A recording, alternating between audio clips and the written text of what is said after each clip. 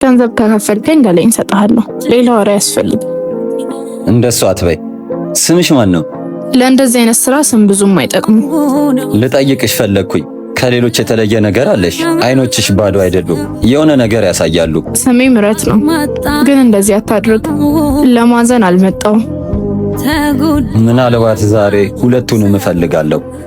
ስራሽን ትሰሪያለሽ፣ ግን አንድ ነገር ንገሪ። ለምን እዚህ ሌላ ስራ የለም? ሁለት ታናናሽ ወንድሞች አሉ። አባቴ ሲሞት እናቴ በሽተኛ ሆነች። ስራ መስራት አልቻለችም። የነሱ ኃላፊነት አለብኝ። ምን ላርግ ታዲያ? ጎዳና ልውጣ? ልለምን? ቢያንስ ይህ ስራ እነሱን ያስተምርልኛል፣ ያበላልኛል። እድሜሽ ስንት ነው?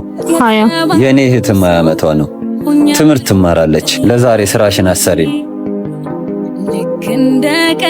ይህንን ውሰጂ። አይሆንም፣ ልለምን አልመጣውም። ክብሬ እንደሆነ እንዲቀርቷል። ይሄ ባይሆን እኮ ራሴን አጣለሁ። ዝም ብዬ ገንዘብ መቀበል አልችልም።